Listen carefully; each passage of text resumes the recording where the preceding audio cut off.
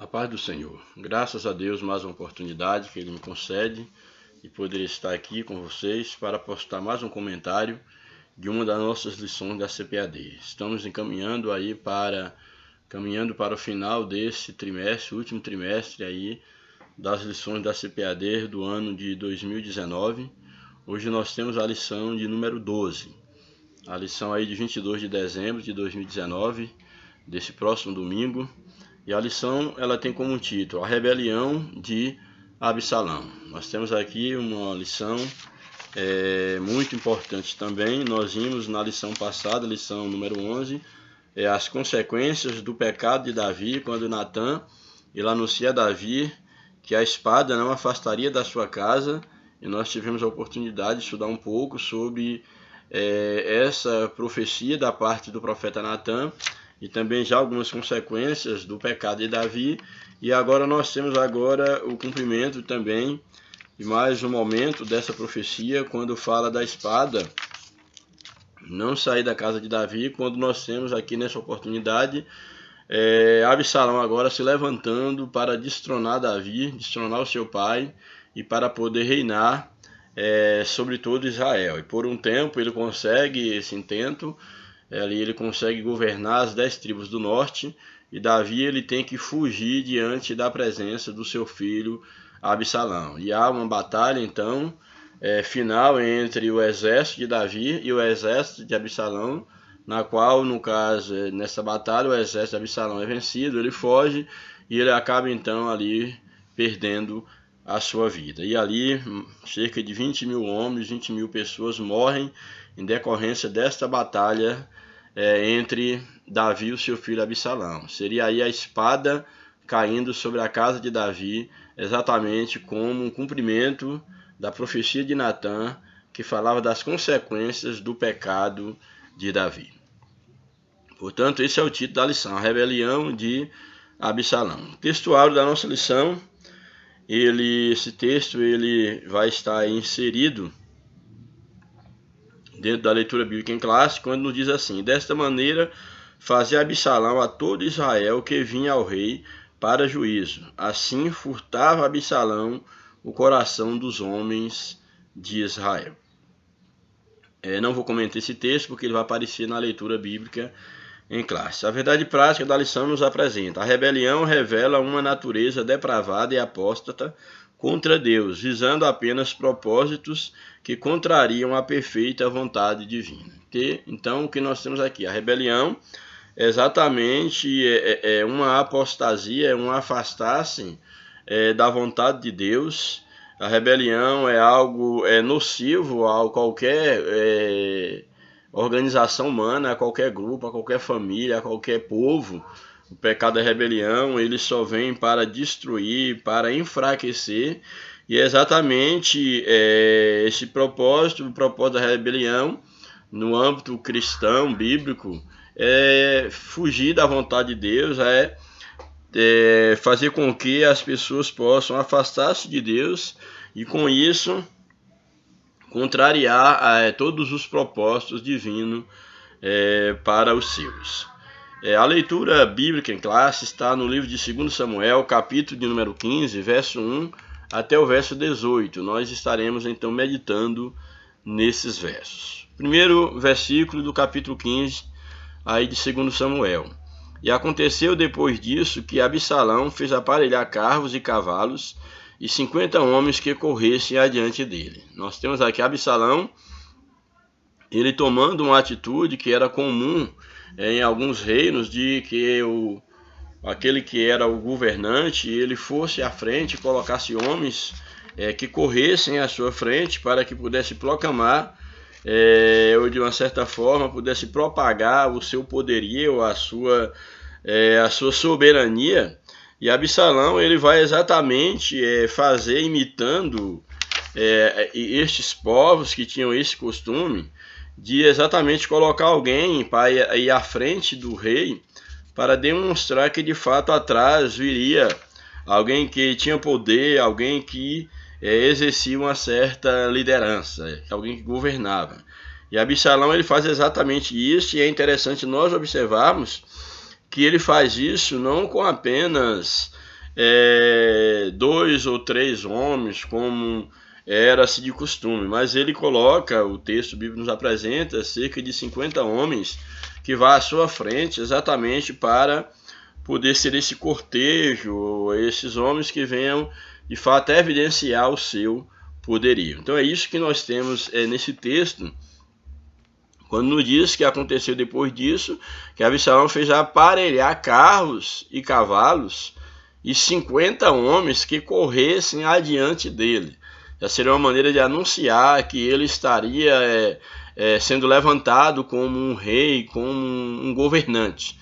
Então essa é a ideia do texto. Aí o verso 2 nos diz: também Absalão se levantou pela manhã e parava a uma banda do caminho da porta. E sucedia que ele, estando parado nessa banda do caminho, ali da cidade, para julgar, como se fosse um juiz daquela cidade, como se fosse um governante, sucedia que a todo homem que tinha alguma demanda para vir ao rei em juízo, algum homem que viesse para procurar, no caso o rei, no caso seria o rei Davi, Absalão então chamava Absalão para si e lhe dizia: de que cidade és tu?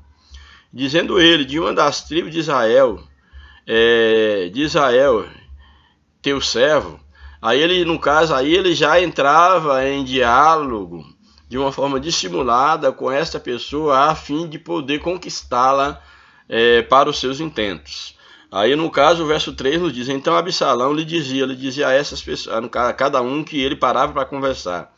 Então Absalão lhe dizia: olha, os teus negócios são bons e retos, porém não tens quem te ouça da parte do rei. Nós temos aqui uma atitude de Absalão, que exatamente ele já estava aqui demonstrando aqui de maneira clara a sua rebeldia, tentando fazer uma base política, uma base de sustentação, conquistar as pessoas.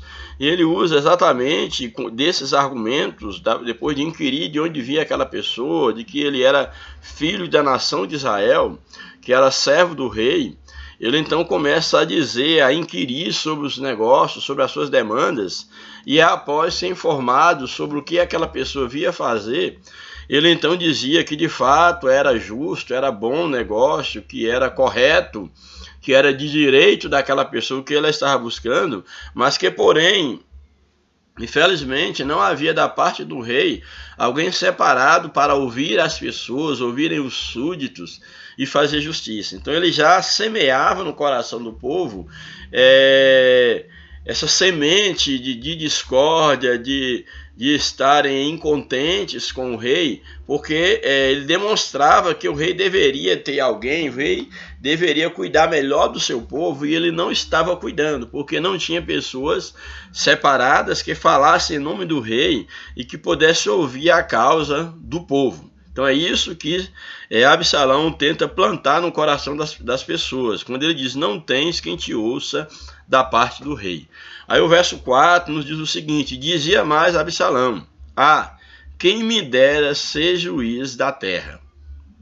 Ou seja, quem me dera estar numa posição de poder julgar a causa do povo. Ele não era juiz, ele era filho do rei, mas ele não era juiz, não era esse o papel dele, mas ele já tomava para si esta função e semeava isso no coração do povo, para que fosse crescendo esse sentimento da nação, sentimento de rejeição pelo rei Davi e de aceitação de Salomão, no caso de Absalão, como seu novo governante. Então dizia ele: quem me dera ser juiz na terra, para que viesse a mim todo homem que tivesse demanda ou questão, para que eu lhe fizesse justiça.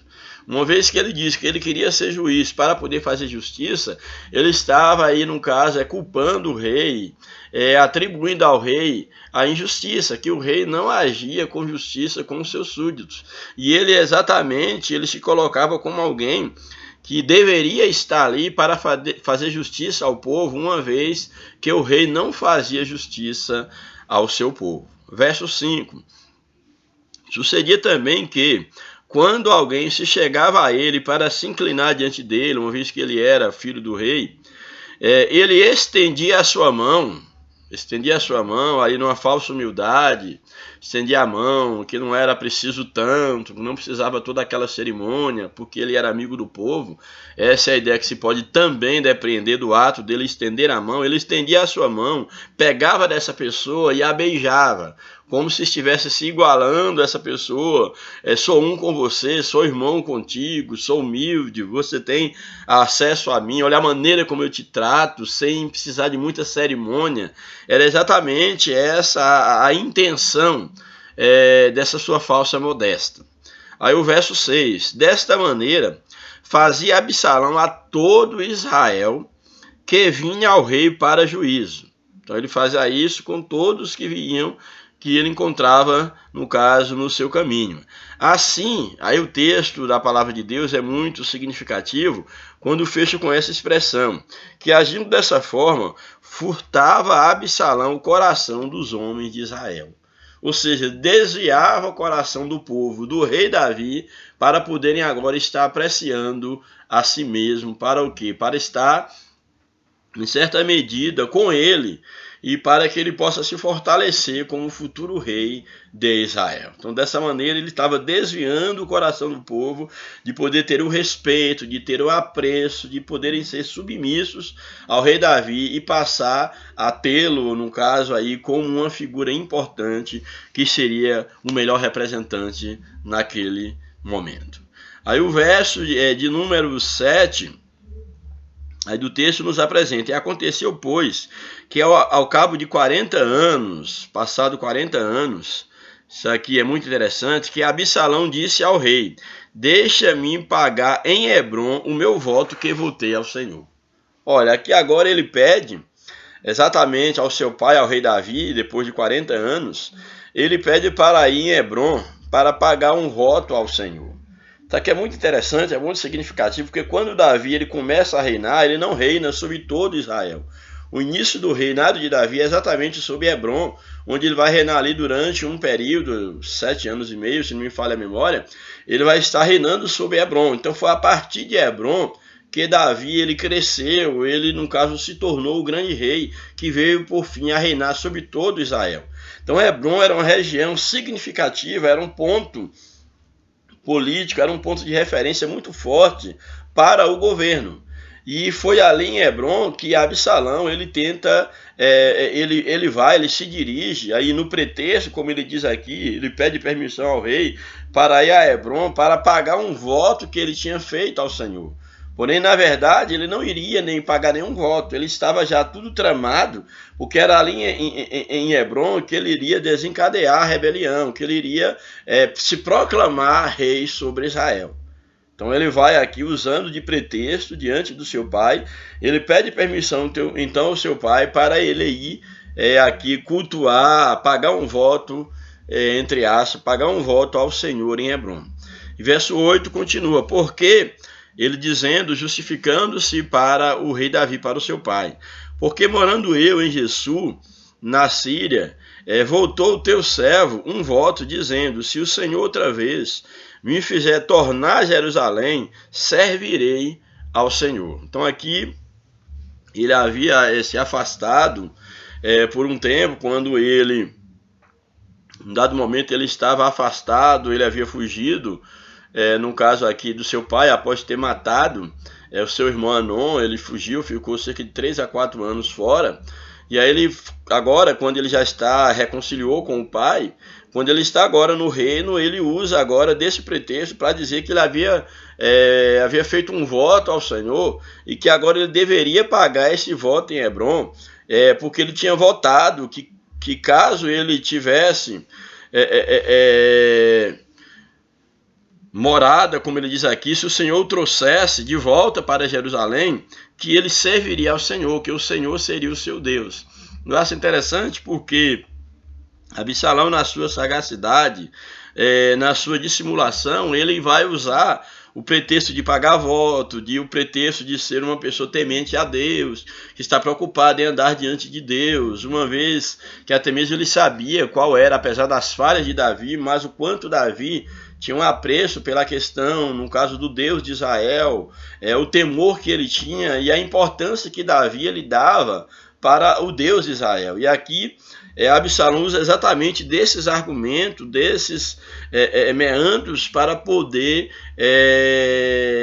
dissimuladamente enganar o seu pai. Aí o verso de número 9, então lhe disse o rei, vai em paz. Aí o rei o abençoa, vai em paz. E levantou-se, pois, e foi para Hebrom. Então aí Absalão ele parte para Hebrom. Aí o verso de número 10 nos apresenta o seguinte, e enviou Absalão espias por todas as tribos de Israel. Ele envia espias, a ideia aqui de enviar espias exatamente usou homens de maneira estratégia para poder, em dado momento, quando fosse dado o sinal da conjuração, de que de fato ele estava tomando o reino, esses homens seriam os que iriam proclamar a atualidade do seu reinado, que ele estaria reinando sobre Hebrom, estaria reinando, portanto, sobre Israel. Então, enviou Absalão espias por todas as tribos de Israel, dizendo, quando ouvides o som da trombeta, direis. Esses espias deveriam dizer, orientar o povo, que quando eles ouvissem o som da trombeta, o sinal que era tocar, o tocar das trombetas, eles deveriam dizer, Absalão reina em Hebrom. Então, ao dizer, esses espias dizer que Absalão reina em Hebrom, e todo o povo ouvindo isso, então ficaria confirmado que Absalão, de fato, ele tinha o apoio do povo, que ele estaria, de fato, no governo, e, por sua vez, Davi havia sido deposto, Davi não era mais o rei sobre Israel. Aí o verso 11, e de Jerusalém foram com Absalão, isso aqui é muito interessante. O texto diz que quando Absalão ele sai de Jerusalém para vir para Hebrom, ele traz consigo cerca de 200 homens instruídos, homens de grande influência, não eram pessoas quaisquer. É bom que se faça essa observação. Então ele traz consigo 200 homens convidados, porém o texto nos diz que, porém, iam na sua simplicidade. Ou seja, esses homens, uma vez que Absalão tinha a ordem, tinha a permissão do rei Davi para vir a Hebrom, eles selecionam 200 homens especiais e eles acompanham Absalão, porém não sabiam do intento de Absalão. Como o texto deixa bem claro, que eles, no caso, esses homens, eles iam na sua simplicidade, porque nada sabiam daquele negócio, não sabia do que Absalão estava tramando. Ao verso 12, também Absalão mandou vir Aitofel. Aitofel era uma figura fundamental no reinado de Davi, era um conselheiro de Davi, e é uma figura que ela vai aparecer em alguns momentos aí dentro do contexto bíblico como alguém que dá conselhos, e conselhos que são levados em consideração como sendo a voz do próprio Deus.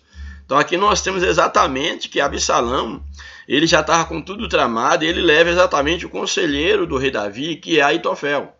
Então também Absalão mandou vir Aitofel, o gilonita, do conselho de Davi, à sua cidade de Gilo, estando ele sacrificando os seus sacrifícios. Mandou então vir Aitofel, para que pudesse o acompanhar. E a conjuração, ou seja, o motim, a rebelião, a conjuração, se fortificava. E vinha o povo, se aumentava com Absalão. Então, cada vez mais estava crescendo o número de pessoas que aderiam, no caso, à causa, à conjuração de Absalão. Verso 13. Então veio o mensageiro a Davi, dizendo, o coração de cada um em Israel segue Absalão. Aí traz-se então a notícia ao rei da rebelião e que o povo agora estava seguindo a Absalão. Diante dessa situação, nós temos aí então o verso 14.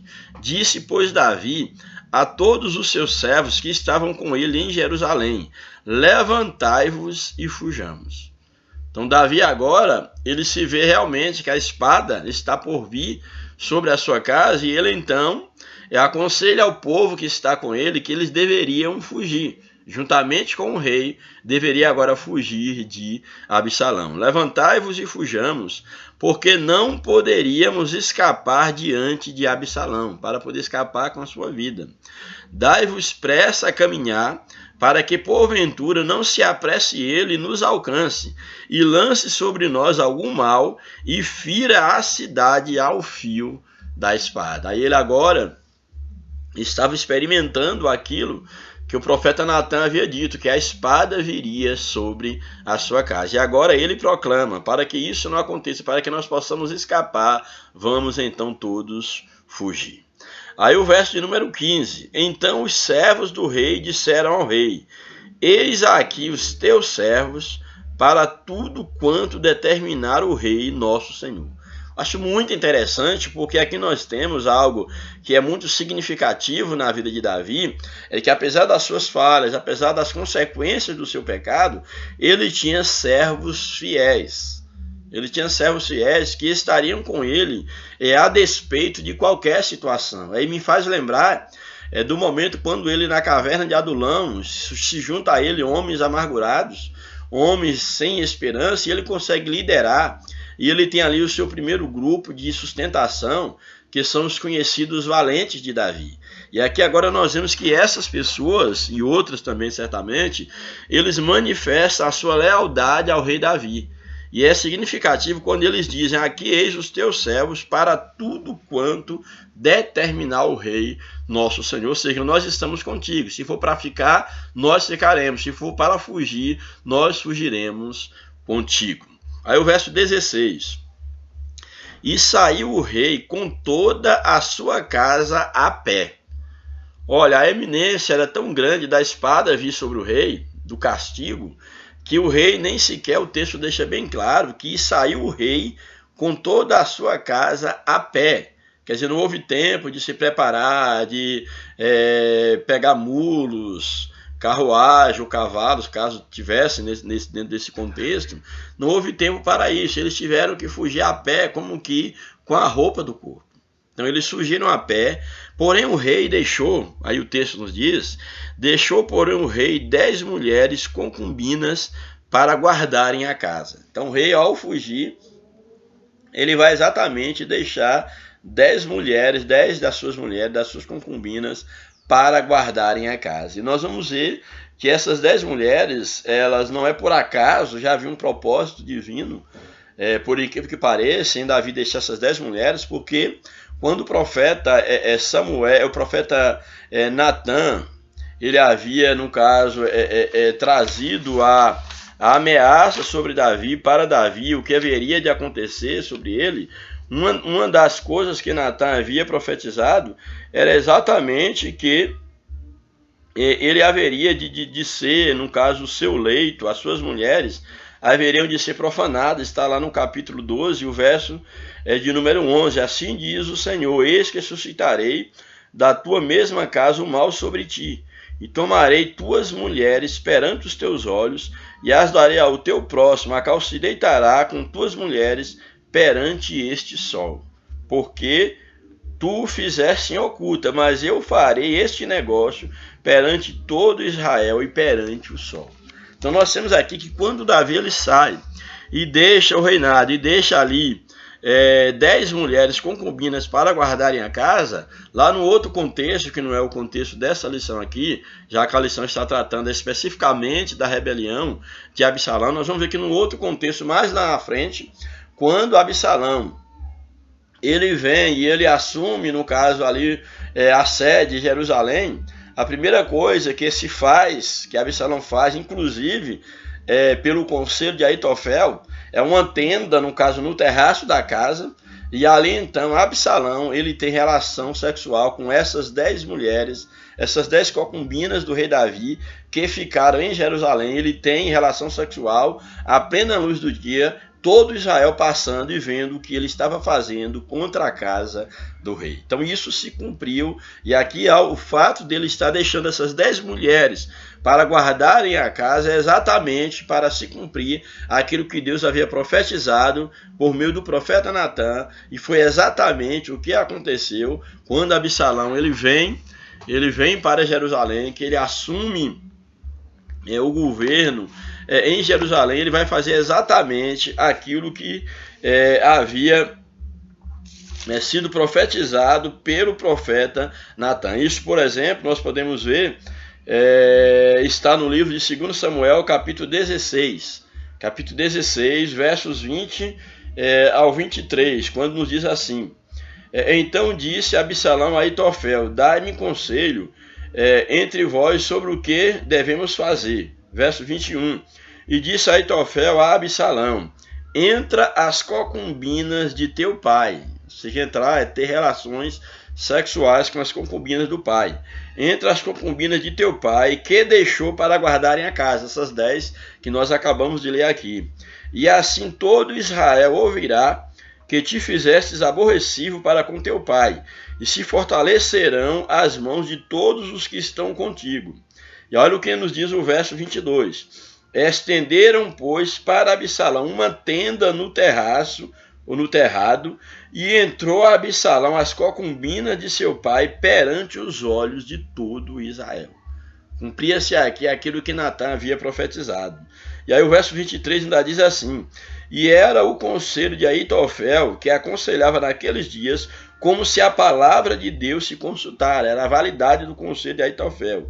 Tal era o conselho de Aitofel, assim para com Davi, como para Absalão. Então nós temos aqui exatamente, voltando ao texto, que ao fugir e deixar essas concubinas para tomar conta da casa, Davi estava, era já uma maneira, Davi estava mesmo, é claro que ele não tinha consciência disso, mas já era uma ação divina nesse aspecto, porque fazia parte do plano de Deus o castigo que viria contra a casa de Davi, contra as suas mulheres, como consequência do seu pecado. Verso 17. Tendo, pois, saído o rei com todo o povo a pé, pararam num lugar distante. Verso 18. E todos os servos iam ao seu lado, como também todos os quereteus e todos os peleteus e todos os queteus, 600 homens que vieram de Gate a pé, caminhavam diante do rei. Então via aqueles fiéis seguidores do rei Davi nessa sua fuga diante da rebelião de Absalão, o seu filho. Então nós vemos aí, basicamente esse texto nos mostra exatamente o cumprimento daquilo que Natã havia predito em relação a que a espada não sairia da casa de Davi. Bem, vamos para apresentar agora a lição, ver o que a lição nos apresenta. Nós já vimos aí o texto, minimamente comentamos, que é o principal, e vamos então apresentar, ver o que a lição nos apresenta ainda mais. A introdução da lição nos apresenta. Nessa lição, discorreremos sobre a rebelião de Absalão. Não se tratava apenas de uma oposição e resistência à autoridade, mas da síndrome do poder. Ou seja, Absalão, o que ele queria era exatamente o poder, não era uma mera resistência, era a busca pelo poder. O assassinato de seu irmão Anon, que Absalão havia assassinado, não foi apenas um ato vingativo, segundo o comentarista, mas uma oportunidade de excluir um rival que estava na linha de sucessão do trono, uma vez que Anon era o irmão mais velho e era o possível sucessor, no caso do rei Davi. E aí, no caso, dentro daquele contexto, onde, no caso, a irmã de Absalão, ela no caso, Tamar, ela é estrupada por Anon, ali Absalão arma uma cilada e tira a vida do seu irmão Anon. E aí, no caso, nós temos agora que esse seu irmão, por parte de pai, ele é morto, e ali ele cumpre, no caso, ele executa a sua vingança, mas ao mesmo tempo ele tira, vamos dizer assim, do caminho um possível rival para, no caso, o trono, na sucessão do trono de seu pai Davi.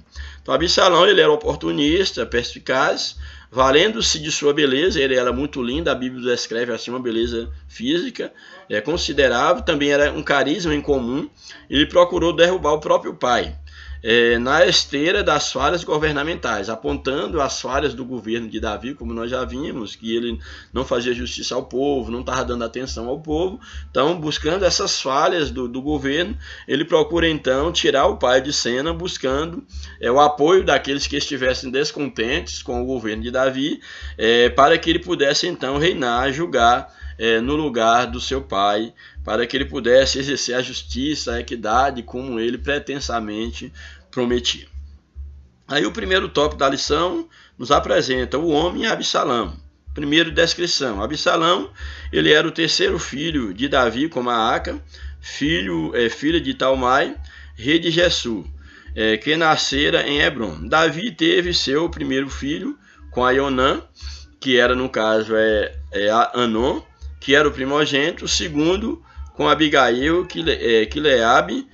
No hebraico, o nome Absalão significa o pai é paz. Duas coisas o distinguem. Aí vai dar uma característica de Absalão, que eram os seus cabelos longos e a sua aparência física, que ele era um homem perfeito, como é descrito aí em 2 Samuel 14, 25, era um homem lindo. Tinha uma beleza, entendeu? Cabelos compridos, e ele tinha uma aparência muito agradável. Então era um homem belo. Absalão era o filho predileto de Davi. Tinha uma vida de luxo, pois estava a seu dispor um carro com 50 homens que corriam adiante dele. Tinha uma personalidade forte e capacidade para furtar o coração do povo, como nós já vimos. Ele tinha essa habilidade de poder conquistar, através da sua simpatia, através do seu carisma, de conquistar o povo para si. Biograficamente, há muitos detalhes sobre Absalão, em especial quanto à beleza física. Há muitos comentários sobre a beleza física de Absalão, porém a Bíblia não há nenhum destaque sobre a sua vida espiritual. No único momento, quando ele fala dessa questão de prestar um culto a Deus, de sacrificar, de cumprir um voto, na verdade era apenas um pretexto para poder se rebelar contra o seu pai. Então, de fato, não há nenhuma menção, nenhum destaque à vida espiritual de Absalão. Subtópico 2, em que consistia a causa da revolta de Absalão? É uma pergunta. Podemos asseverar que Davi é o grande responsável pelo desastre que aconteceu no seio da sua família devido às suas falhas. Então, em que consistia a causa da revolta de Absalão? Davi, ele teve uma grande culpa. É claro que nós não podemos desculpar a atitude dos seus filhos de Absalão, mas Davi, no sentido de como chefe de família, ele teve bastante culpa. Ele foi um mau exemplo quando adulterou, quando tirou a vida de Urias, e em vários momentos, de fato, ele deixou muito a desejar como um chefe da sua casa, como um pai de família. Então, nisso, ele contribuiu muito, e as suas falhas foi exatamente uma brecha que ele deu de mau exemplo para a sua família e para os seus filhos. Sua queda, a queda espiritual de Davi, sua queda moral e espiritual enfraqueceu em muito a sua vida familiar. Assim, primeiramente, vemos, no caso, estupro, no caso de Tamar, por Anon, que era um filho de Davi. Depois vem a morte de Anon por Absalão, que teve que fugir, ficar distante do pai aí por 3 anos, como nós já mencionamos. Ao retorno de Absalão por parte, no caso, como uma estratégia de Joabe para fazer as pazes. Então, o retorno de Absalão não foi muito bom ao retornar, pois Davi ele ficou de mal com o seu filho, sem falar com Absalão por aproximadamente 2 anos. Nesse período, os dois não se falavam. Isso resultou em quê? Em um grande ódio e amargura no coração de Absalão contra o seu pai. Então, eles eram inimigos, um não se falava com o outro, e isso só aumentava o ódio no coração de Absalão. E aí o comentarista ele fecha esse primeiro tópico, mostrando que nada justifica o procedimento errado dos filhos, mas por vezes os pais contribuem para que, no caso, os filhos eles tomem caminho da rebeldia de forma deliberada. Daí o cuidado que os pais devem ter quanto à criação, não ter preferência por um filho em detrimento do outro, e tratar os filhos de uma maneira justa, de uma maneira segura, e ser, acima de tudo, um exemplo para, no caso, o seu lar. Aí o tópico 2 da lição nos apresenta a revolta de Absalão. Primeiro subtópico, a fraqueza do reinado de Davi. O que se desenrola nesse capítulo ainda é resquício do pecado cometido por Davi. Como falou Natan, sua vida seria marcada por inúmeros problemas. Davi, ao ocultar o duplo pecado, pôs-se a levar uma vida relaxada, tanto espiritual quanto politicamente ou publicamente. Ele não estava mais julgando as causas como deveria. Os problemas do reino acumulavam-se, aumentando grandemente a insatisfação do povo. Então, segundo aqui o comentarista, após o pecado de Davi já é uma brecha, já é um sinal de fraqueza do rei. Ele erra e erra feio nesse sentido, e aqui dá a entender, pela leitura aqui do texto e do comentarista, o que ele aponta é que havia um certo enfraquecimento da posição de Davi, uma vez que ele havia tentado esconder o seu pecado, há um certo descuido espiritualmente falando, e ele no Salmo, ele diz que tentou esconder o seu pecado, mas eles viviam uma vida amargurada por causa disso, e dá a transparecer, segundo o que o texto aqui apresenta, que ele, em certa medida, ele relaxou um pouco quanto à vida pública, enquanto, no caso, o homem público, o político, o governante. E isso gerou também a insatisfação no coração do povo, tanto que quando Absalão ele se propõe como alguém que vai fazer justiça, que vai dar um horizonte melhor para o povo, Absalão acha pessoas que o seguem. Então, se essas pessoas seguiram a Absalão, é porque certamente não foi só por causa do seu carisma, mas porque certamente havia também uma insatisfação por parte, no caso, do povo. E também sabendo que Deus ele já havia previsto tudo isso em relação ao mal que viria sobre a casa de Davi. Então o servo de Deus deve fazer de tudo para proceder corretamente perante Deus e o povo, pois a fragmentação de sua vida moral e espiritual pode abrir portas para uma tempestade incontrolável, levando a significativas perdas. Daí a exigência de Paulo em relação à liderança, que todos sejam irrepreensíveis, segundo aí 1 Timóteo 3,2. Então nós temos aqui que Davi, infelizmente, ele dá uma brecha e ele há de pagar um preço alto por causa, na casa da sua falta de cuidado, por causa das suas falhas. Aí o tópico 2, o subtópico 2 nos apresenta o Absalão político. Vamos ver agora aqui o Absalão, agora o filho de Davi, enquanto um político. Há um registro do plano de insurreição de Absalão, no caso aí na Bíblia, em 2 Samuel, nós já vimos, o capítulo 15, aí o verso 1 a 12, nós lemos aí na lição, esse texto foi muito bem trabalhado. Então aí há um registro do plano de rebelião, de insurreição de Absalão. Ele trabalhou incansavelmente durante 4 anos para pôr seu plano em prática. A revolta contra seu pai. Essa revolta foi bem trabalhada por ele. De duas maneiras, Absalão procura impressionar o povo. O que ele faz? Primeiro momento, se exibindo com carros e cavalos e homens que corriam adiante dele. Então, era uma maneira, com essa exibição, ele estava impressionando o povo. E também através da sua lisonja, no caso, o engano, a maneira que ele oferecia para o povo, muito lisonja. Então, nós temos aí maneira de Absalão tentar conquistar o povo, impressionar o povo.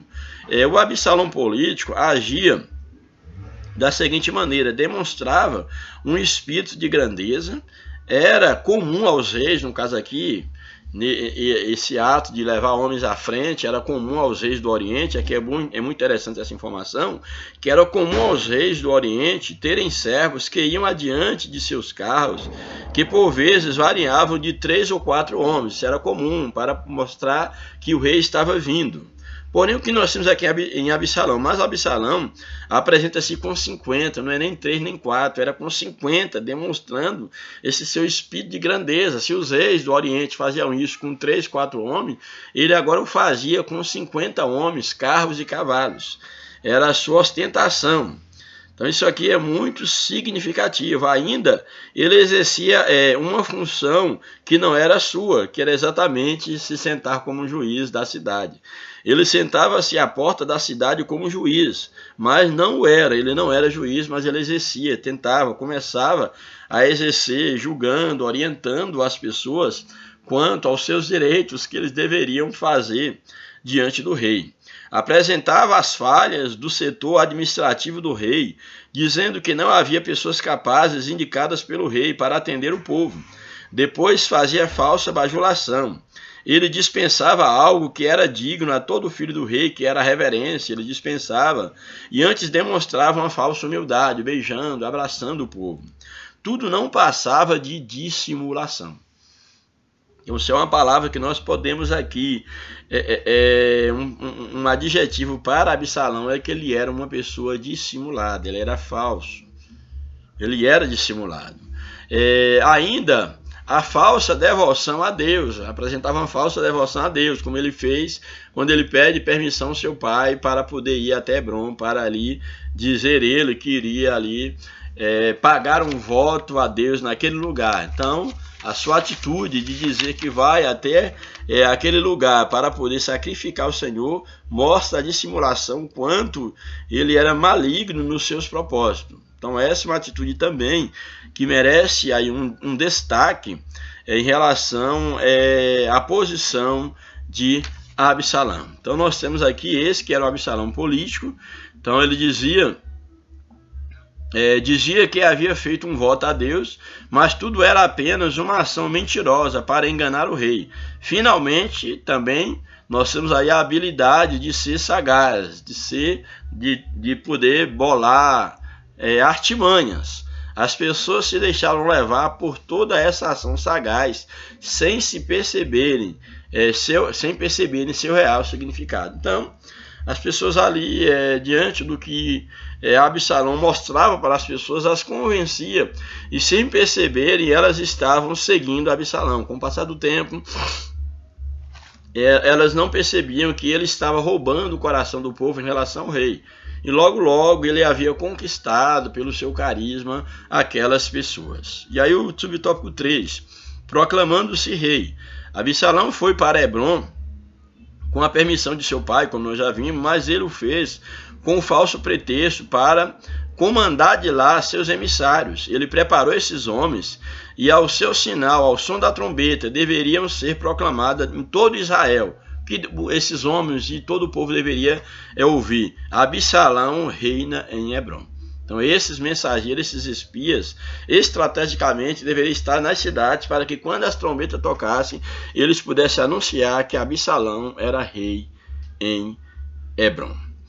Por que Hebrom? Isso é uma informação que a lição traz muito importante. Por que Hebrom?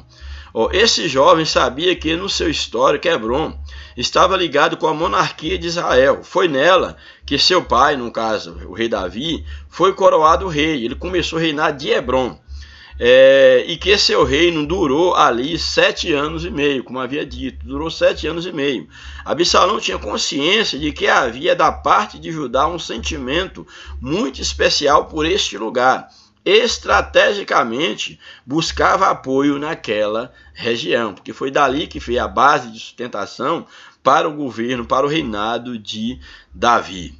Ele fez um convite especial para 200 pessoas escolhidas a dedo, que eram pessoas de influência, mas não sabia de nada, como já falei. E levou também um dos conselheiros do rei, que era Aitofel, um grande conselheiro. Desse modo, estava montado todo o projeto para a conspiração de Absalão. Ele pensou em tudo. Subtópico 4. A lealdade do servo de Davi. Isso aqui é interessante, eu já fiz esse destaque.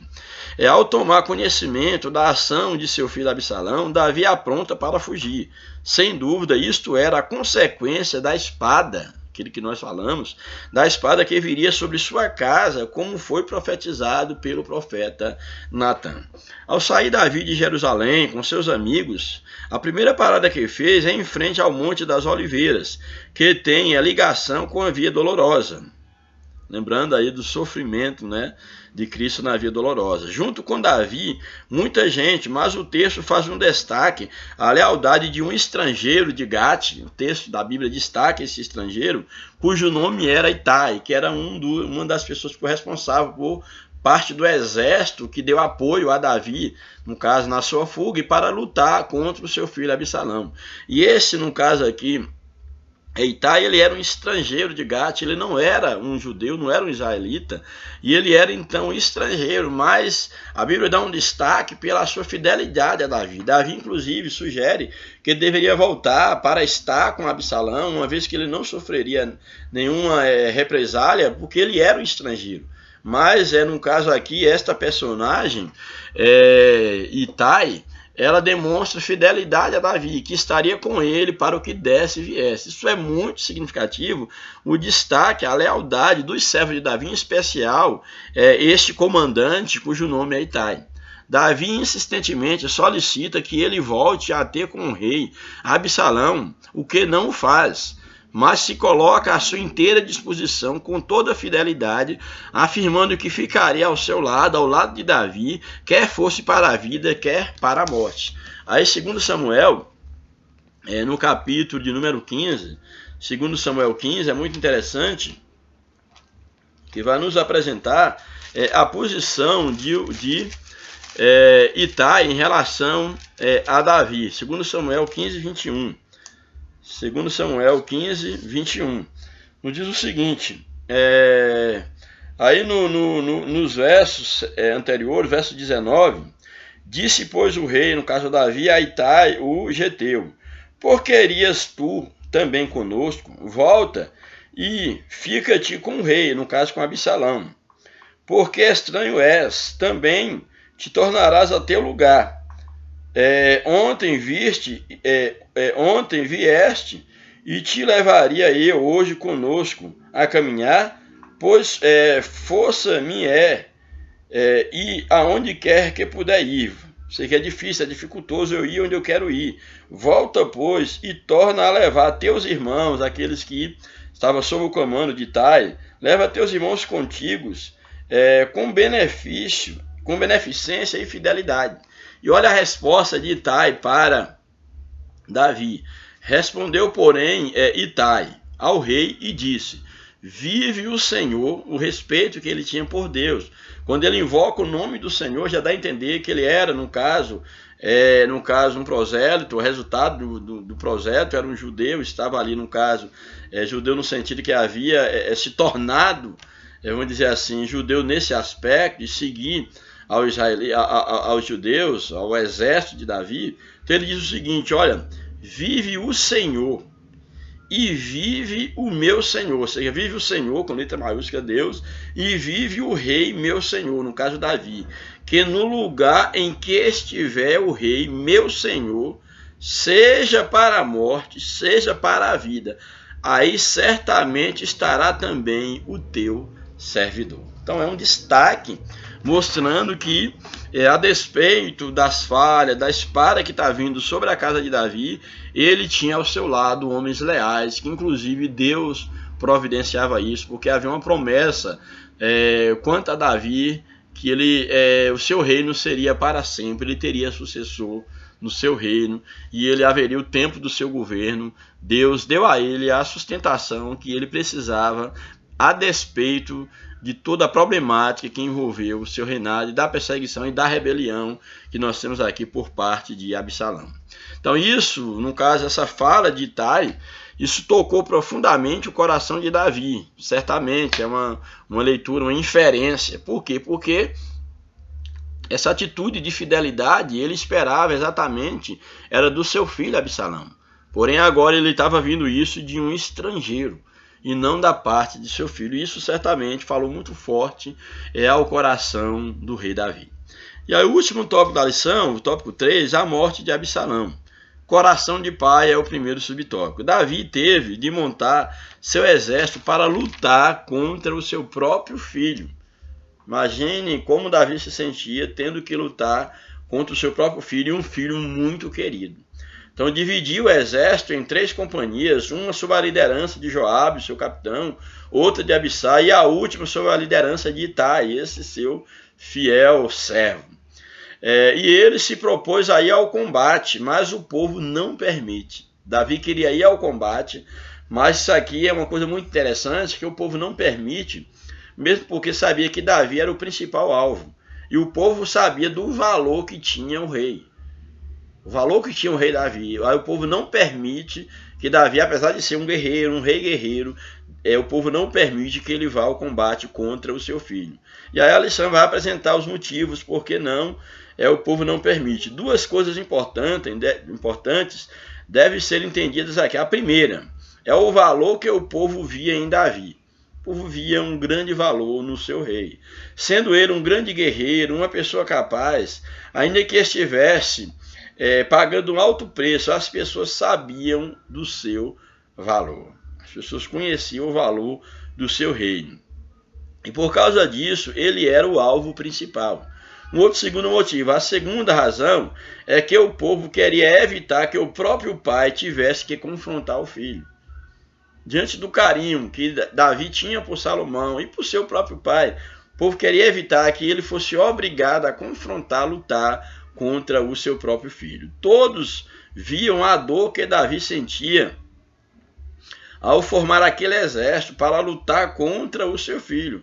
Por isso mesmo, o próprio Davi, ele pediu que tratasse o jovem Salomão com brandura, ou seja, que não fizesse mal a Salomão. Ele pediu que o tratasse com brandura. Aí o tópico 2, o subtópico 2, o último subtópico da lição. O preço da rebelião de Absalão. Toda rebelião tem consequências, e consequências drásticas, consequências negativas. Então vamos ver aí o preço da rebelião. A batalha de Absalão pelo trono, ou seja, a sua rebeldia, em troca do poder, custa-lhe a vida. Os homens de Davi entram em combate. A vitória facilitou, a vitória facilitou a vitória de Davi. Isso aqui é muito interessante, pelo fato de que a floresta na qual os homens de Absalão embrenharam era um lugar traiçoeiro. Ou seja, ele, Absalão, ele foge então para dentro da floresta e era um lugar traiçoeiro, havia montanha, vales, entendeu? E ali a derrota era algo eminente, era algo certo. E aí o texto aqui nos apresenta que em alguns relatos bíblicos, forças naturais contribuíram para que o povo do Senhor fosse vitorioso, no caso o povo que estava com Davi. Quais seriam as forças naturais que, no caso, Absalão teve que enfrentar naquela floresta? Por exemplo, lama, insetos, doenças, o que prova que Deus age, no caso, como ele quer. Deus age como ele quer. 20 mil homens de Absalão foram abatidos. A Bíblia fala de 20 mil homens, certamente também alguns, é claro, da parte de Davi. Vendo que estava perdendo a batalha, fugiu sobre o muro, mas acabou preso nos ramos de um grande carvalho, suspenso pelos cabelos entre os céus e a terra. Então nós vimos aqui, isso aqui é muito interessante. Vou ler o finalzinho, depois a gente vê o texto. Joabe tomou conhecimento da situação de Absalão, irando-se porque o homem que lhe trouxe a notícia não o matara. O mensageiro lhe disse que não poderia ter feito isso, ainda que fosse para ganhar 1000 moedas de prata, pois tinha ouvido o pedido do rei. Qual era o pedido? Que não fizesse mal ao jovem. Joabe, então, foi até Absalão e traspassa-o com dardos. Depois disso, o combate termina. O fim de Absalão foi trágico, porque ele agira como usurpador, rebelde, e rebelde, no caso, perante a lei, deveria morrer. Toda rebelião tem seu preço, por isso é melhor evitar. Então nós temos aqui o triste fim de Absalão, exatamente diante de tudo aquilo, no caso, diante de tudo que ele fez, e o seu fim, o fim da sua rebelião não foi algo positivo. Ele paga um preço muito caro com a sua própria vida. E agora Davi, novamente, ele tem que amargar mais uma perda de um filho no seu lar.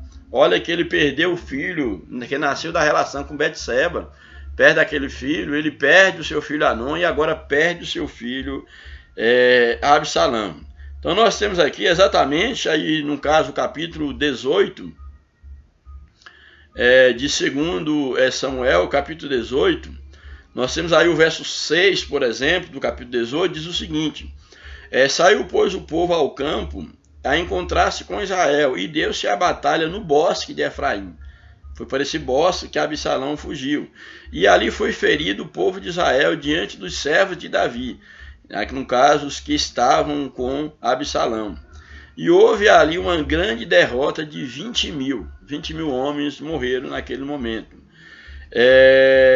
Porque ali se estendeu a batalha sobre a face de toda aquela terra, e foram mais os do povo que consumiu o bosque do que a espada. Então aqueles terrenos de espinhadeiros que havia ali, o texto aqui nos diz que foram mais os do povo que o bosque consumiu. Morreu mais gente caindo de espinhadeiros, na lama, em bosques ali, bosques que no caso que havia muitos espinhadeiros, morreram mais dessa forma fugindo na batalha do que pela própria espada, no caso do exército de Davi.